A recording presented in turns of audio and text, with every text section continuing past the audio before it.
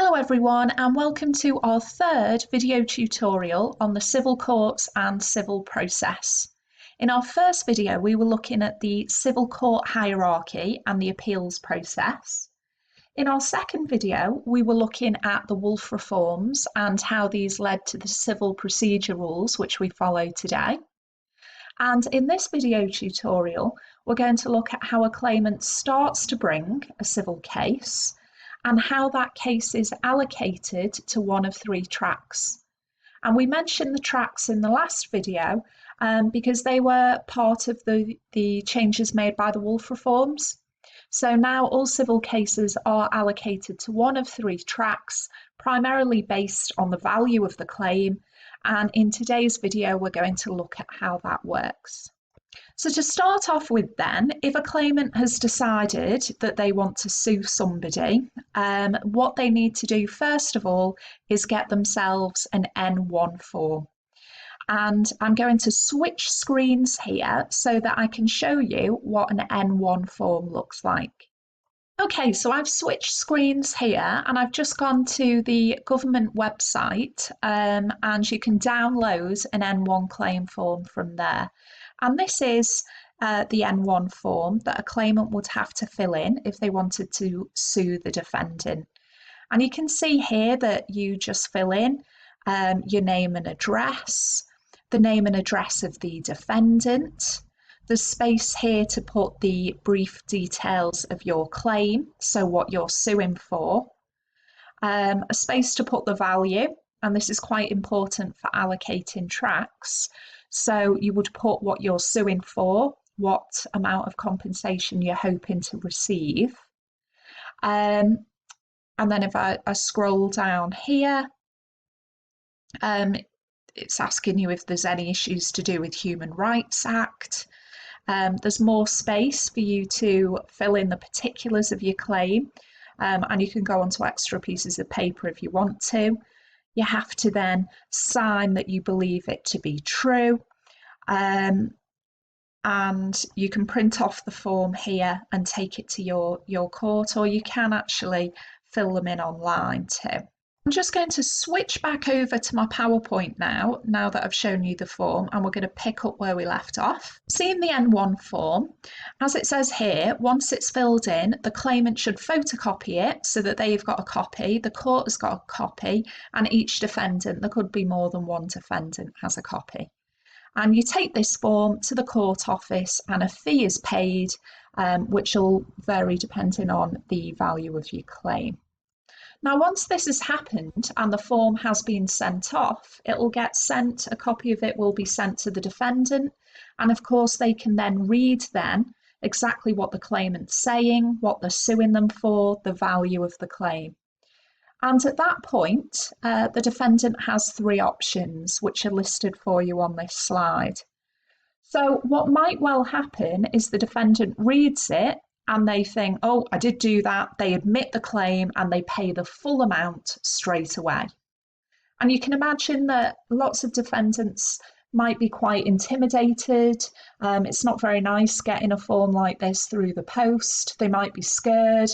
They might be quite willing to just sort of pay it so that it all goes away. So lots of claims might end at that point. The second one, the one I've put in red, the reason it's red is that's the one that's of most interest to us legally, because this is where it will go to trial. So second option is if they don't want to admit it, they may dispute it, which means they're saying, I don't agree with this, it's wrong, it's incorrect, I want to fight it. And if the defendant wishes to defend the claim, he or she must send an acknowledgement of service, which is an N9 form, or a defence to the court within 14 days of them receiving the N1 claim form. I'm just going to switch screens and show you an example of an N9 form. Okay, just so you can picture this then, I've got an example of an N9 form. This is the N9B, and this is the form that the defendant would fill in if they are defending the claim or if they're making a counterclaim. And you can see if I scroll down here, There's space for the person, the defendant, to say how much of the claim they dispute. They might dispute all of it, or they might admit part of it. So there's space here to say, they might admit, say, £100 of damage, but they don't admit the full amount. They might be saying, we've already paid this, I've already paid this on that date. If we scroll down, there's space for the defendant to write their defence in here. So what is their defence to the claim? Are they saying they weren't there, it wasn't them, they've got a witness, whatever it happens to be? They might be making a counterclaim. So there's space for them to say that actually, now they're suing me, I actually have a counterclaim because they owe me something. And again, there's space here for your defendant to sign. So I'm just showing you this really just so you can visualise the process of what the claimant and the defendant are doing here. So I'm just going to switch back over to my other screen, back to my PowerPoint. We've just seen there an example of the N9 form. So the N1 is where the claimant fills it in to make the claim. The defendant receives that. The first option is they admit the claim and they pay. Second option is they use an N9 to send their defence in, and they can also make a counterclaim if they want to. But the third option is they might not do any of these things. Okay, they might just put the claim form on top of the microwave in the kitchen in a state of denial because they don't want to deal with it, or they forget all about it. Now, in that situation, if the defendant does nothing, the claimant can ask the court to make an order in default. And what that means is if the defendant doesn't either pay or dispute, the court will order that the defendant has to pay the money and the costs claimed. And I suppose the idea is that if they're doing nothing, it looks like potentially they might be guilty. So that's an order in default. But the one that's most important for us here is where the defendant disputes it. Because when they dispute it, this is where it's going to go to court, which is what us lawyers are interested in. So if they do defend it using this form that we've seen, the claim has to be allocated to the most suitable track, or the most suitable way of dealing with it. And in order to allocate it to the most appropriate track, any cases that are being defended because of the N9 form, they will fill in an allocation questionnaire. And in that questionnaire, that'll fill in lots of details about whether they've got witnesses, experts, whatever it happens to be. And the court will monitor the progress of the case. Remember, case monitoring is part of the Wolf reforms. And the judge will allocate a track depending on how much the case is worth. So then it's going to be a judge who decides which track is going to be used. It'll be a district judge in the county or a master in the High Court. And we've got 3 tracks: small claims, fast track and multi-track. And you need to know a little bit about each of these. So we're going to look at each in turn. First of all then, we've got the small claims track. And you can see here that this track is used for disputes that are under £10,000, except for personal injury and housing, where the limit is usually £1,000.